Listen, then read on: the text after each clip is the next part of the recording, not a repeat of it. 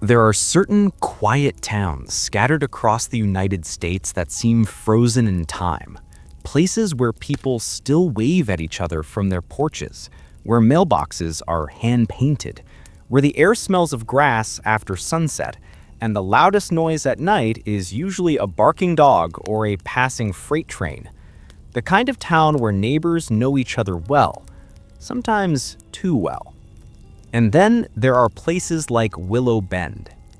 If you ever asked someone to describe it, they would say it was peaceful, safe, predictable, a good place to raise a family, retire, or simply slow down and breathe. But people here also shared a quiet understanding, an unspoken rule. Willow Bend didn't welcome strangers easily. Outsiders rarely stayed long. And when someone new did move in, the town watched, carefully. But no one watched more carefully than Evan Marshall, a night shift janitor who lived alone on the outer street of the neighborhood. Evan wasn't nosy. He wasn't the type to gossip or pry. Yet the night the new neighbor moved into the house next door, the one abandoned for nearly 7 years, he felt something he had never once felt in Willow Bend. A cold, crawling dread. Because what arrived wasn't a family, wasn't a couple, not even a man with a moving truck. It arrived silently at 3:17 a.m. And Evan would soon realize his new neighbor wasn't human.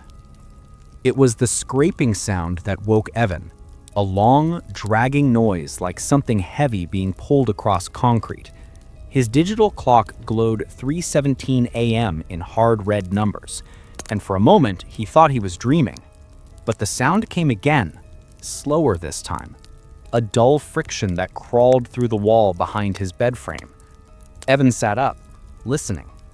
Willow Bend was quiet at night, the kind of quiet where even a car door echoed down the street. But this was different. There were no accompanying footsteps, no muffled voices, no engine from a moving truck or the clatter of boxes, just that dragging. He went to his window and pulled the curtain aside. Next door, the long, empty house stood dark and hollow, its porch still sagging, its front yard still overtaken by colorless weeds that seemed to whisper when the wind touched them. But something new was there. A shape on the driveway. Tall, upright, still. Evan squinted. At first, he thought it was a man, but the proportions were wrong. The shoulders sat too high, the neck too long, the shadow too thin. It didn't move. It simply stood facing the house as if waiting for it to open. And then the front door did open, but not in the way doors should. It didn't swing. It jerked. Once, twice, 3 times, each motion sharp and unnatural, as though someone or something was pulling it from the wrong side of the hinges. The tall shape glided inside without bending, ducking, or hesitating. No light switched on. Not a single one. Evan pulled back from the window, his pulse thudding in an uneasy rhythm. He told himself it must be someone new moving in secretly, quietly, maybe not wanting attention. But the house had been abandoned for years. No realtor signs, no maintenance crews, no repairs, and certainly no new owner announcements. He checked the window once more. The driveway was empty. The night was still. But Evan couldn't shake the awful feeling settling in his chest, heavy and cold. Something had moved in next door. And whatever it was, it didn't want to be seen. Evan tried to convince himself that what he'd seen or thought he'd seen was nothing more than exhaustion from too many night shifts. Maybe it was a trick of the streetlight, a passing stranger, or even a tall shadow cast by the overgrown hedges next door. Anything was better than admitting the truth he felt deep down. Something about the shape on that driveway had been wrong. Wrong in its posture, wrong in its stillness, wrong in the way it seemed to absorb light rather than reflect it. He sat back on the edge of his bed, rubbing his face with both hands. "Just sleep," he muttered to himself. But as he lay down, pulling the blanket to his chest, the air around him felt different, thick, heavy, as though someone had turned off the world outside. It took him a moment to realize why. Because for the first time since he'd moved into Willow Bend 6 years ago, the cicadas were silent. No distant hum, no rhythmic buzzing, not a single chirp, as if the entire neighborhood was holding its breath. Evan stared into the dark, the blankets tightening around his shoulders as though trying to shield him from something unseen. He closed his eyes, exhaled slowly, and forced his breathing to match the quiet around him. Seconds stretched into minutes. Eventually, his thoughts softened and blended into the edges of sleep. He was nearly under when he heard it. A soft knock. Not on his door, not on a wall, but on his window. He froze. His heart pulsed once, hard, like it had hit the inside of his ribs. Another knock followed, gentle, testing, as though something outside was learning how to mimic the sound. Evan didn't move. He didn't blink. He just stared at the ceiling, as if it could shield him from whatever was on the other side of the glass. The knocking came again, then again. Steady, slow, wrong. He forced himself to sit up, breath shaking, and turned toward the window. The curtains were drawn.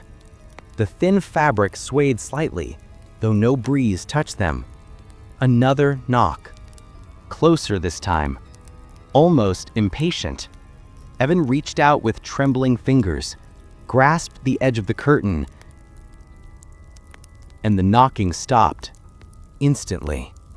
Completely. Silence swallowed the room.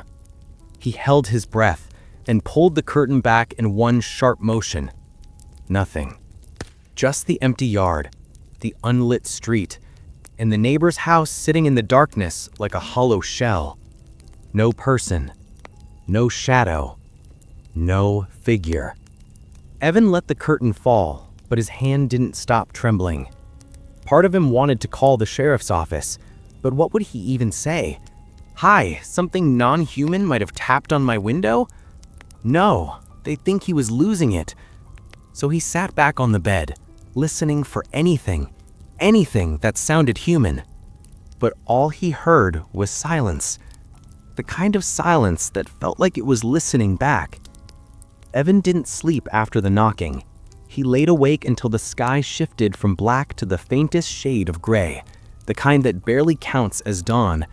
Once it was late enough to pretend he had errands to run, he grabbed his keys and drove to the local grocery store, not because he needed anything, but because he needed the comfort of people. Human voices. Normalcy. The store was nearly empty, save for the soft hum of refrigerators and the tinny music that always seemed to echo too loudly in a quiet place. Evan pushed an empty cart down the first aisle, just to look busy. Anything to slow his racing thoughts. He wasn't expecting conversation, but Willow Bend had its own rules. People noticed when someone looked off. "Morning, Evan," came a voice from beside a display of apples. He turned to see Linda Hargrove, the store manager, arms crossed over her apron.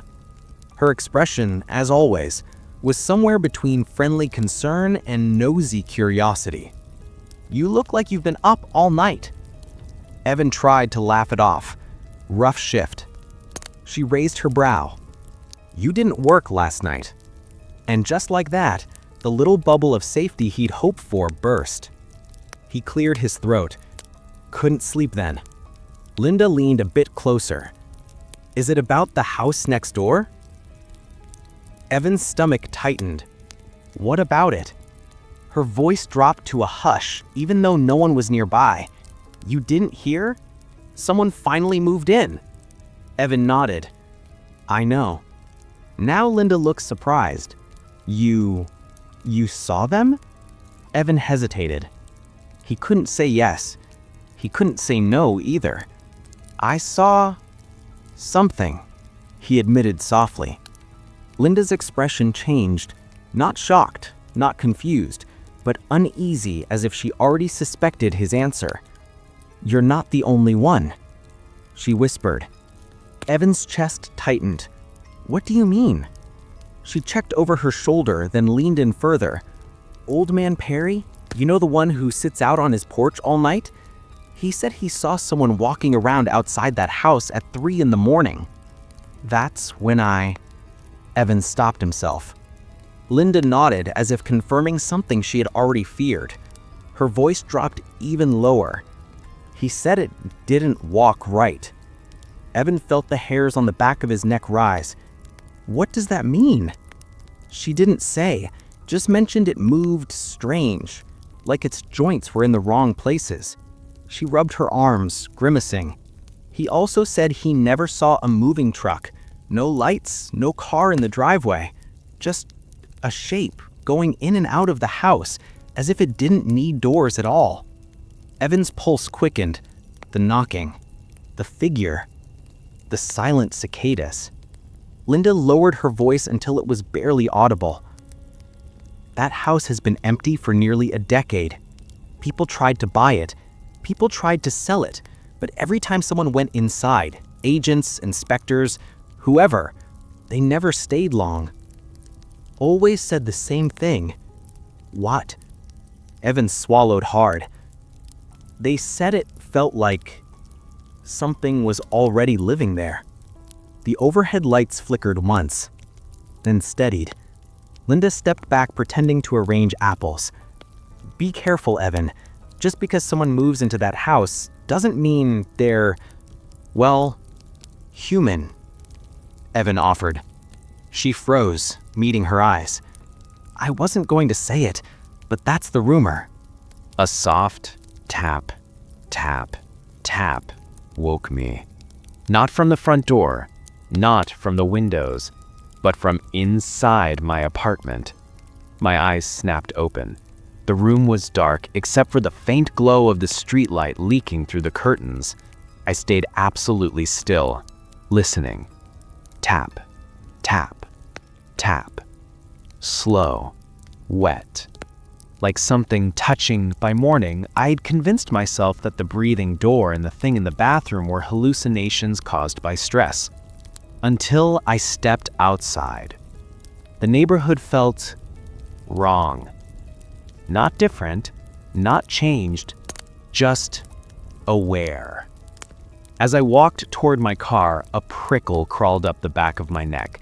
The overwhelming sense that every house on the street was watching me.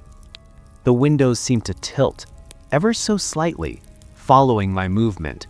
Curtains I knew had been still a second ago now swayed, as if someone inside had just stepped back.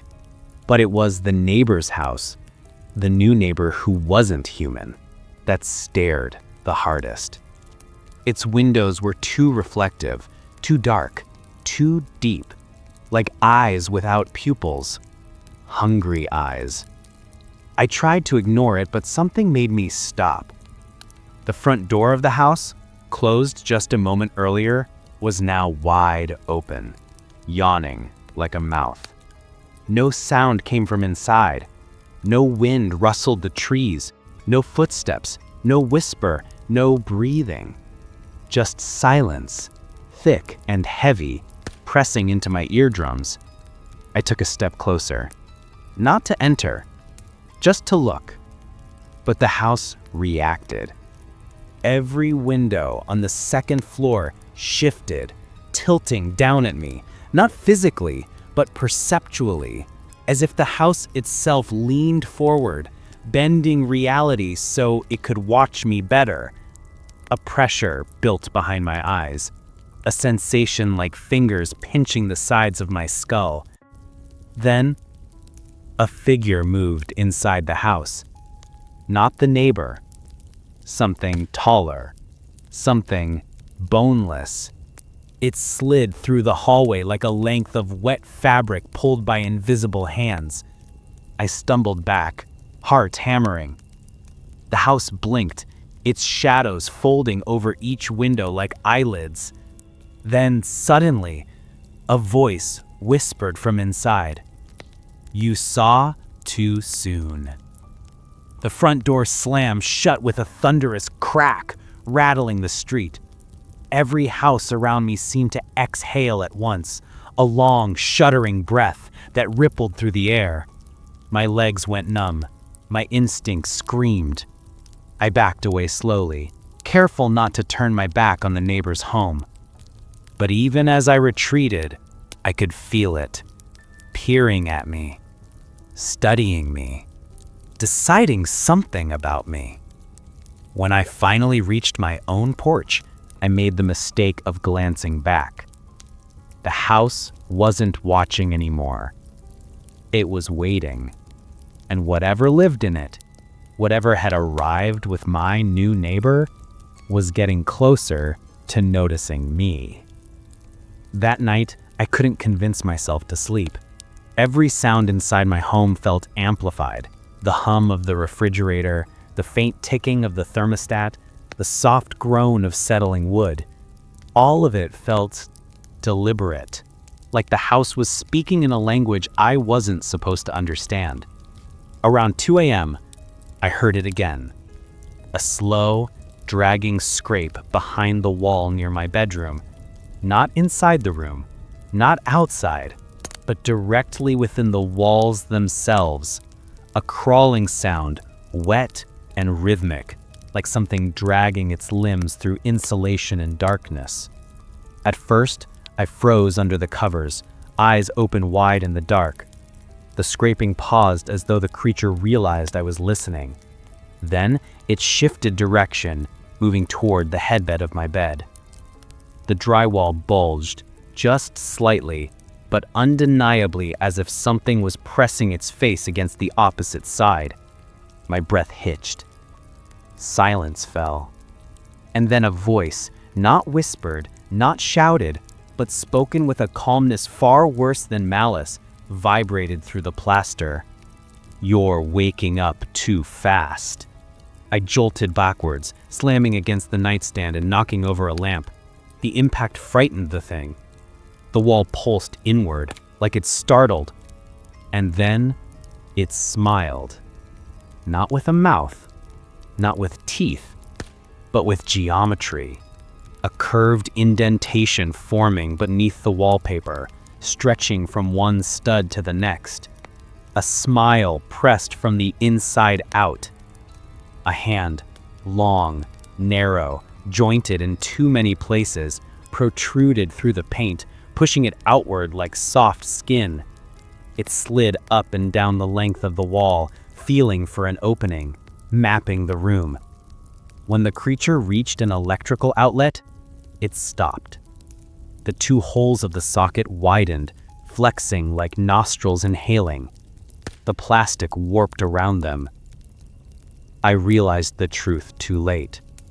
It wasn't here to escape the wall. It was using the wall to watch me. A second voice, higher, jittering, echoed from behind the studs, repeating the first voice like a mockingbird. "Waking up too fast, too fast." My terror must have fed it, because the next sound I heard was laughter. Not human, not animal. Something like wood splintering mixed with a child's giggle. I backed toward the door, heart slamming against my ribs, but the wall between me and the exit rippled. A dark, bulging silhouette leaning into the hallway, cutting off my escape. The house wasn't just watching me anymore. It was surrounding me. And whatever lived in the walls was no longer trying to hide. It wanted me to know it was there. And it wanted me afraid. The next morning, I left the house before sunrise. No shower, no breakfast, barely any breath left in my lungs. I just needed out. The cold air hit my face, and for a moment, the world felt normal again. The sky was still blue, the ground was still solid, my thoughts were still mine. Or so I hoped. As I walked toward my car, I saw him, my new neighbor, standing perfectly still in his yard. Same flannel shirt, same motionless posture, same expressionless stare. But this time, he wasn't pretending to be doing yard work. He wasn't holding a rake, watering plants. He was just standing, facing my house, his head slightly tilted, listening. The moment he noticed me, he smiled. It was too slow, too precise, like he was mimicking a gesture he'd only seen in pictures. Then he began walking toward me, each step unnaturally smooth, as though his joints didn't need to bend. I forced a shaky greeting. "Morning, rough night." He stopped in front of me, only a few feet away. His face was calm, pleasant even, but something was wrong with his eyes. The pupils didn't adjust to the light. They stayed pinned, wide, unnatural, like ink spreading in water. I opened my mouth to say something else, but before I could, he spoke. Except, he didn't actually speak. His lips stayed completely still. No part of his face moved, yet his voice rose clearly in the air between us. Calm, steady, impossibly smooth. "You heard them, didn't you?" My stomach nodded. I stepped back, glancing around the quiet neighborhood, but no one else was outside. No one else heard it. And his mouth remained closed. He hadn't spoken with sound. He had spoken inside my thoughts. The voice echoed again, louder this time, pressing against the inside of my skull. "They like your house." I felt the blood drain from my face. I managed to choke out, "What's happening? Who are you?" His expression softened, almost pitying, but still eerily wrong. Then, without moving his mouth, he answered, "I'm what comes after you stop pretending the walls are empty." The ground seemed to tilt beneath me. A cold pressure tightened around the back of my skull, like someone's fingers were inside my head. For a moment, his shadow stretched behind him, longer than it should have, longer than the height of any man. It reached across the yard like a grasping arm, rippling against the grass. I blinked, and it vanished. He turned slowly and began walking back toward his front door. But before going inside, he looked over his shoulder, again without moving his mouth, and one final thought slid into my mind like a knife between ribs. "Tonight, they'll show you what they really look like." The door closed. The voice stopped, but my fear didn't. That night, I didn't bother pretending I could sleep. I turned on every lamp in my house, locked every door twice, shoved a chair under the front doorknob, and sat on the couch with my knees pulled tight to my chest. My heart hadn't stopped racing since the neighbor spoke to me earlier, if you could call that speaking. The house felt different now, heavier, as if the walls themselves were listening. I kept hearing small shifting sounds, little creaks, breaths, clicks, tiny sharp noises that didn't belong to a settling house. The air felt colder in some corners, warmer in others, like something invisible was moving through the rooms. By 2 a.m., the noises got clearer, more deliberate. Scrape, click, tick, tick, tick. It sounded like fingertips tapping from inside the walls, the same walls he warned me about. I stood slowly, my legs trembling. As I walked toward the hallway, the tapping grew louder, faster, like whatever was inside realized I was listening. Then the lights flickered. Once, twice, then all at once. Dark. The house plunged into heavy, suffocating blackness, I froze, unable to breathe, unable to think. Each sound now felt magnified in the dark. My ears picked up the faintest whisper of movement, like something dragging itself out from behind the drywall. Then I heard it. A soft, wet exhale behind me. I turned slowly, every muscle stiff with dread. I saw nothing, yet, but I felt it. Something stood just beyond my vision, close enough that I could sense the air moving around its shape. The darkness pressed against me, almost alive. My phone's screen gave off a faint glow in my pocket.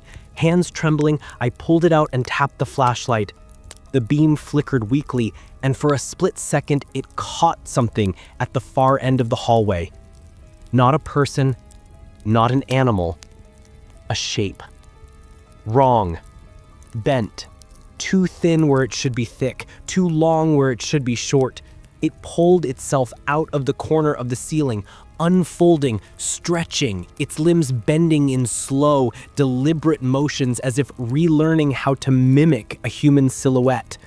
Its face, if it had a face, shifted like wet clay trying to emit expression. I stumbled back, gasping, but before I could run, the thing paused, and then it smiled. Not with a mouth, not with teeth, with the air. The room itself seemed to warp into the shape of a grin. Then a voice slid into my mind, smooth, quiet, the same emotionless tone as my neighbor's. Now you see us. My knees buckled. I hit the floor, phone skidding away, light rolling uselessly across the hardwood. More shapes peeled themselves out of the corners, from the ceiling, from behind doors, from the narrow cracks where the walls met the floorboards.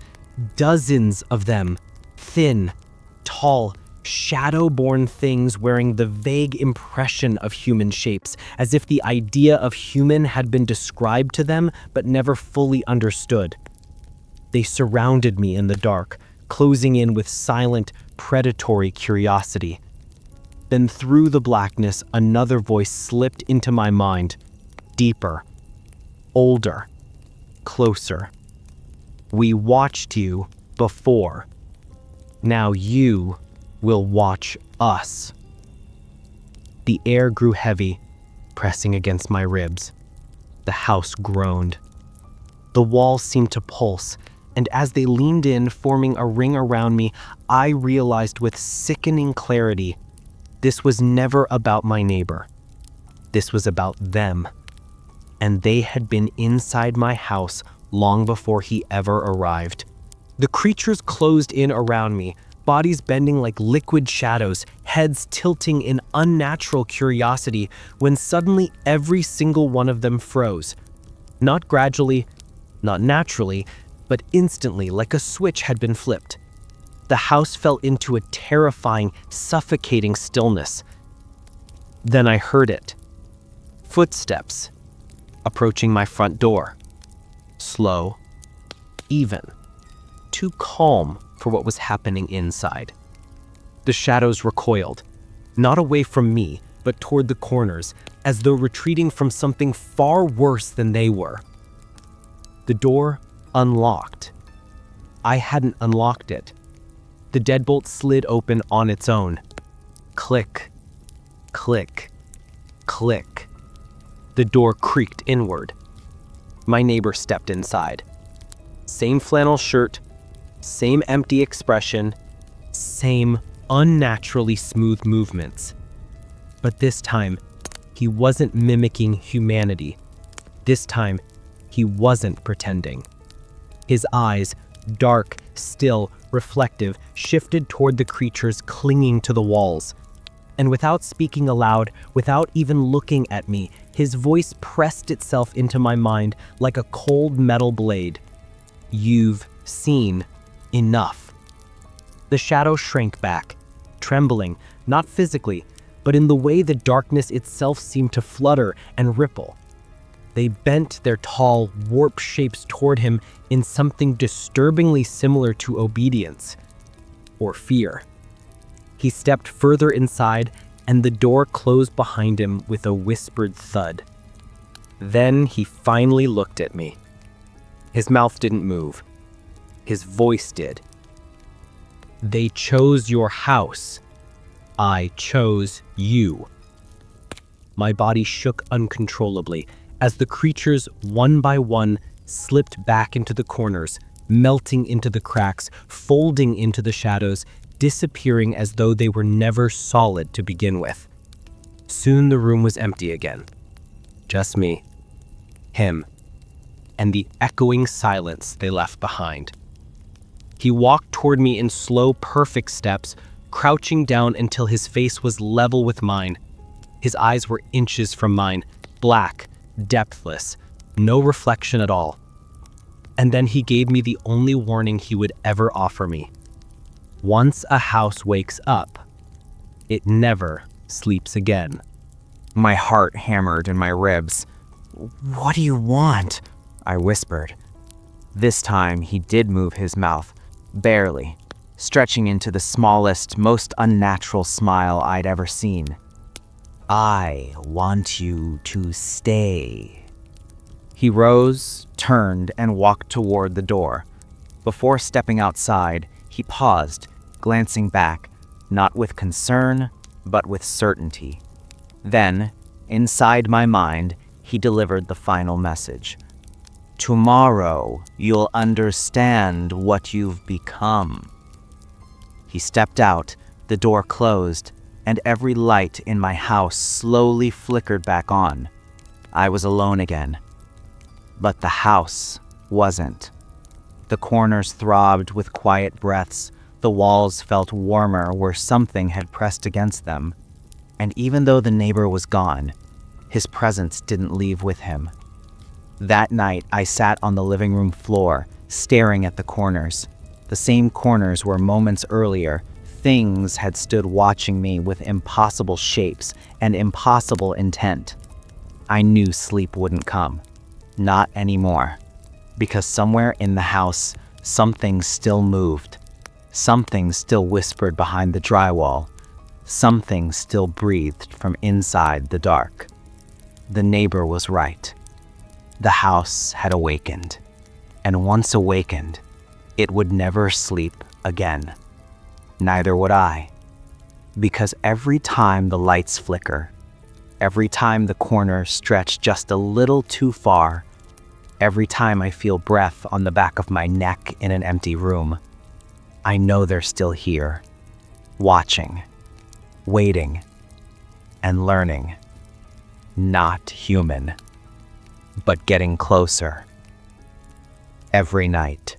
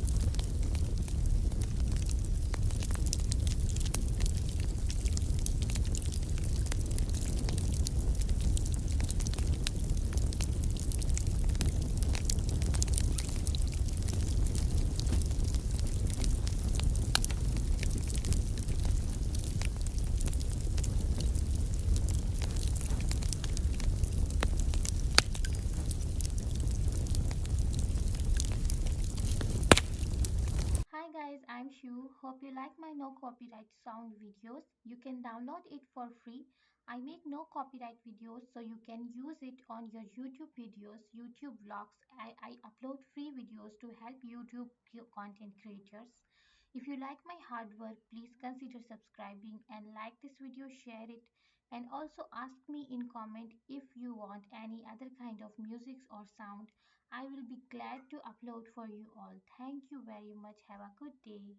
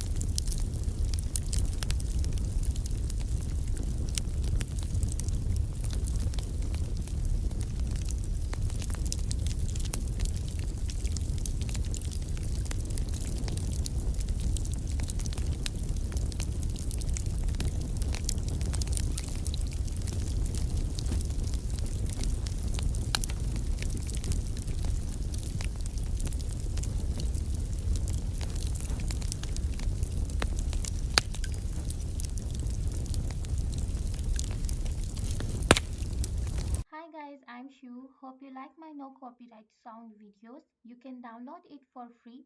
I make no copyright videos so you can use it on your YouTube videos, YouTube vlogs. I upload free videos to help YouTube content creators.